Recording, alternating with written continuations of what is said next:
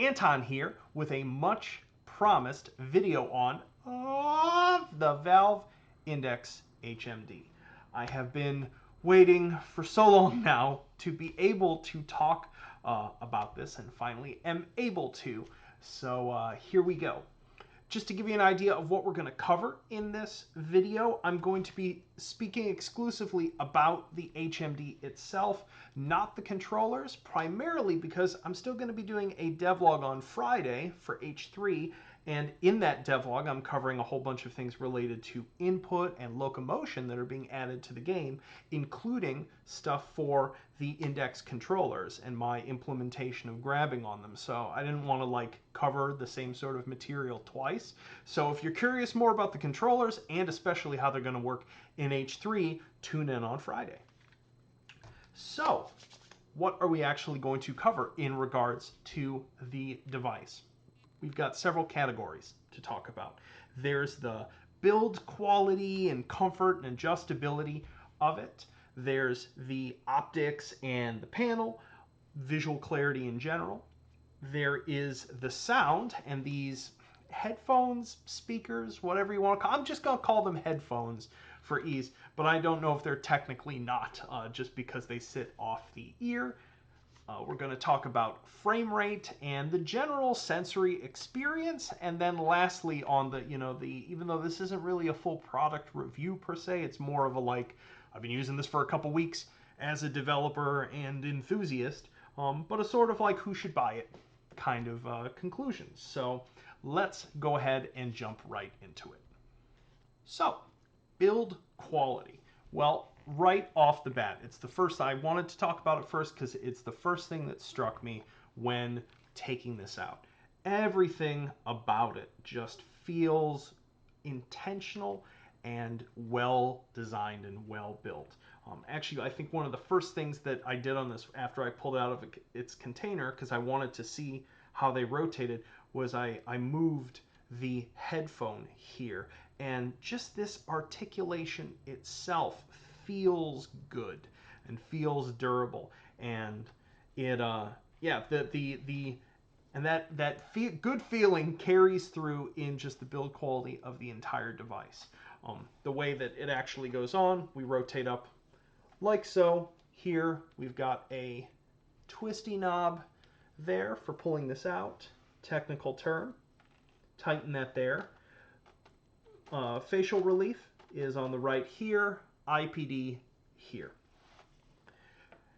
And I put it on and took it off for a moment to mention that especially as someone who, because I develop in VR, I take an HMD on and off 100+ times in a day while working on it. And I have long hair. And so one of the big pet peeves of my existence the past couple years has been the way that the Vive and the Vive Pro tear a little bit of my hair out, or at least pull on it every single time I take one off. And this doesn't do that. And for that alone, I'm like, oh, you're here now. Whatever material they have used both in the facial interface and on the inside here, it makes this the most comfortable HMD I have ever worn. It's not even close. I think in terms of front-back balance, one of the other headsets might be a little more even, but it hasn't been something that has bothered me. And for when I talk about optics, I'll talk about why this has also been better on my neck. But yeah, wonderful feature with the facial interface is that this is just held in with magnets, which is fantastic if you have someone else over and you have two people jumping back and forth into the device, testing something or playing a hot seat game, being able to just hold on to your facial interface with your cooties and such, and just have that snap in there. The front piece here also comes off with magnets. How do they work? Looking super cool. I just tend to have that off in part just because I think that looks cool.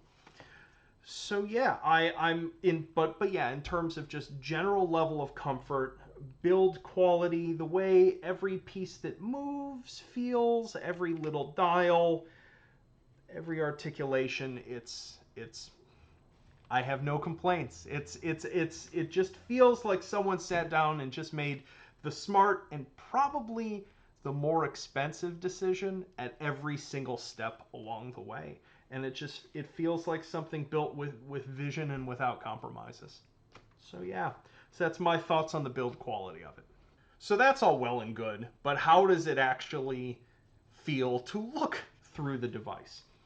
So let's talk about this in a couple different categories. I'm going to start where what I feel is the most important, the single most important thing about the optical experience in this, because some people tend to obsess over pixel count specifically. For me, the big thing is the angular amount of everything being in focus, especially because I've just spent the last terrible couple months of my life in a Vive Pro all the time, which feels as though like this much of the lens is actually in focus and everything else is out of focus, no matter how you wear it.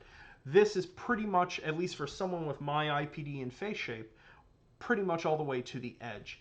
And that is the most profound increase in positive experience in an HMD visually I have ever experienced. The fact that you can just be like, oh, I can look down. I don't have to do this.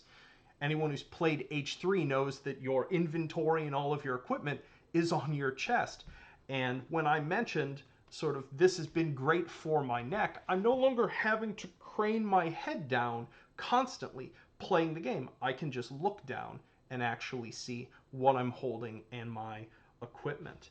So that is for me on the optics front the game changer. Beyond that, obviously it's the full subpixel on this combined with whatever they've done um, to just maximize that. I know technically this is supposed to be about the same resolution as the Vive Pro. It's pretty comical comparing the two. Doing something like in H3, if you pull up a gun with really, really thin iron sights, like the Seiko 85. The iron sights in the Seiko 85 are so thin that on a regular, like a regular Vive or a CV1, they're borderline useless. You're shooting as much on faith as anything else because it's just below the pixel density. But they are crisp in this, and it's something that, how to put this, it's been a little strange to experience playing a game that I've been working on for 3.5 years and find myself get measurably better at that game almost immediately just because I can see better. Snapshotting off of iron sights, using reflex sights, etc. Anything basically past, I would say, about the 25-meter engagement range. Whereas before, I didn't realize how much before I was basically shooting in a I hope this hits kind of way and can actually see things now. So I think anyone who has the money or is already partially in the Vive ecosystem, who plays VR shooters specifically, is going to want this HMD because the simple advantage of just being able to see further and with greater clarity will be more transformative to your ability to, engage targets in a tactical something something than anything else will be. And I certainly would never want to go back. And obviously, in regards to the field of view, it's wider than what's come before. I know the perceived FOV is partially based on where you set your facial relief. So obviously you want that as close as possible. But yeah, it's obviously it's not like, I think human FOV is like out to here technically. So obviously we're not there yet. It's an improvement. It's not the showstopper thing about it. I don't even know what the technical number is, and honestly, I don't care. Everything else, if this is a narrower FOV, I would still prefer everything that's better about this. So yeah, so that's pretty much it about the Oh, I just remembered. I'll field one complaint because I like people to know what they're getting into, because this is, I believe it's because it's an LCD screen. I did notice that the black and near black levels were a little brighter than being in a Vive or at least a Vive Pro. That's the only other thing I've been in super recently. But it was one of those types of things that I noticed immediately, but within a day or two really have stopped. I no longer have anything to compare it to in recent memory, so I wouldn't call it bothersome by any measure. So yeah, so that is, I think that's pretty much everything in regards to panel and optics. On to sound.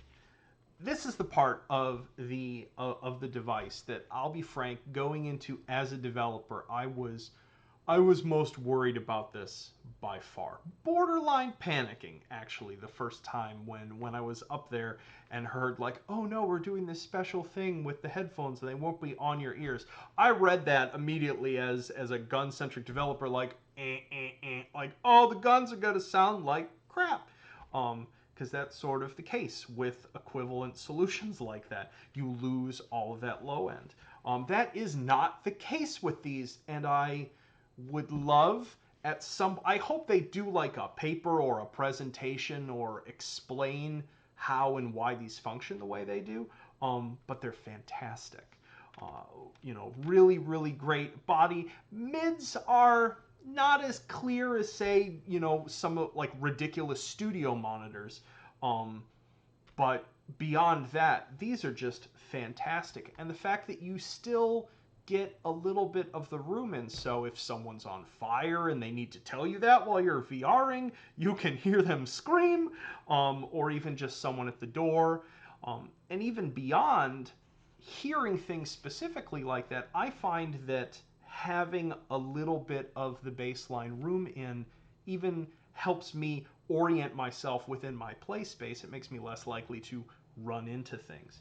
You just, yeah, you keep a little bit of perception of the room with them, which I view as a positive. It's actually a little odd because I have two speakers right here that while developing on this, because of the way Steam VR mirrors things, I will still have game audio coming out of these and coming out of them. But for some reason, I no longer perceive these speakers when I have these over my ears. So I don't know exactly how to categorize that, but suffice to say, if you're worried about them not blocking out enough of the room such that it would intrude on your experience, that has not been a problem, despite the fact that this machine here definitely ramps up the fan speed at times. One other thing in regards to the sound that I wouldn't necessarily categorize as a concern, but has been something that's been floating through my head and I've discussed with a couple other developers about, which is that because, and this is probably true of the other HMD sound solutions that also don't lock you out from reality, which is that because you are simultaneously perceiving the acoustics of the room you're in a little bit and the game sound, if a VR game is not mixed well, I find that audio solutions like this don't do it any favors, if that makes sense. Precisely because you are getting depth cues from the room you're in. So if a VR game is mixed well, it's gonna sound even better on these. If it's mixed poorly, or flat, it's gonna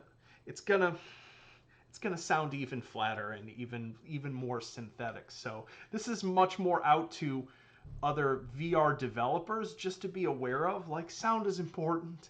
Please privilege it a little more, especially as we get these better and better audio solutions. It's going to become a little more necessary. On to frame rate. So most of you probably know this, but basically with this, they just added to Steam VR recently. You can set your refresh rate for an HMD based upon what it supports. This supports 80, 90, 120, and 144. I've run it at 90 almost the entire time that I've had it, in part because I run almost all my VR time is spent in the Unity editor working on H3, which runs at a significant performance penalty. I cannot hold 120 on this computer in the Unity editor. I can in a build. But even at 90 hertz, like if you only have enough GPU and CPU power to run this at 90, you shouldn't in any way feel as though you're not getting out of it what you should. It's still an incredible experience. I have no problems at all with it, and we'll probably just continue running things at 90 just because it means you've got a little more headroom before reprojection kicks in. I can't really speak to doing, I've only done like 120 once or twice. I haven't played with the 144 mode, so you'll have to go to other people for experiencing that. Hashtag people's games that can draw the whole frame within 5 milliseconds.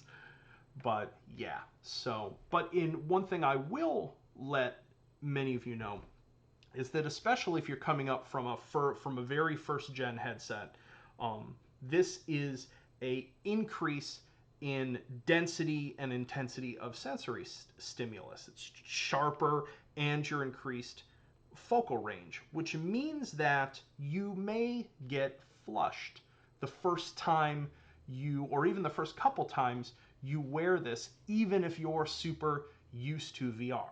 That was my experience. Like day one especially, but even day two a little bit.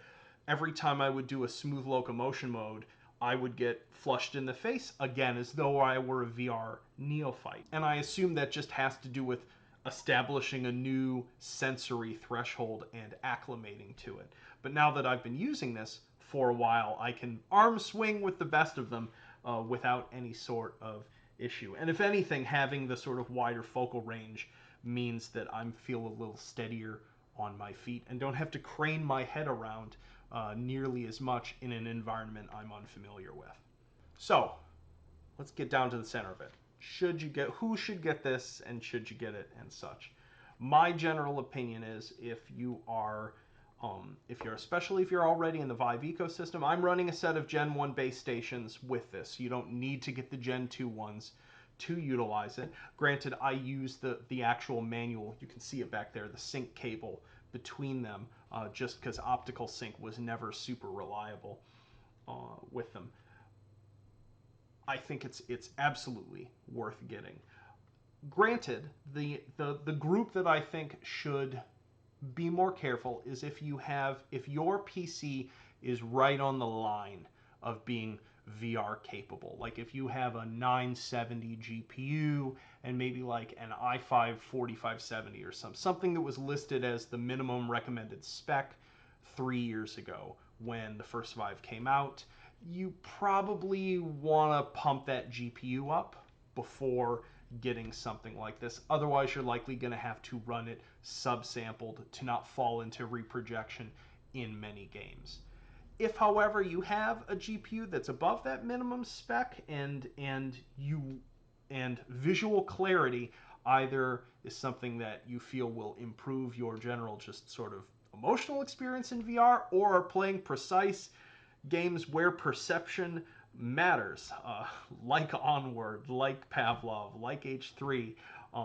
Those are all games where clarity matters a lot, and this is massive boon to the play experience of those games, and I absolutely recommend it wholeheartedly. I know it's pricey, and trust me, and I also want to just take a moment. I know there are a lot of folks who are going to be watching this video who VR stuff is really expensive relative to their budget. They have a piecemeal PC. They have to be really careful with those purchases. They can't chase the high end all of the time. I hope you folks don't feel discouraged. But I also know that like if you're the sort of person where you couldn't both upgrade your PC and get this, the controllers are also fantastic, especially if you are sick of Vive ones, as I know a lot of people are.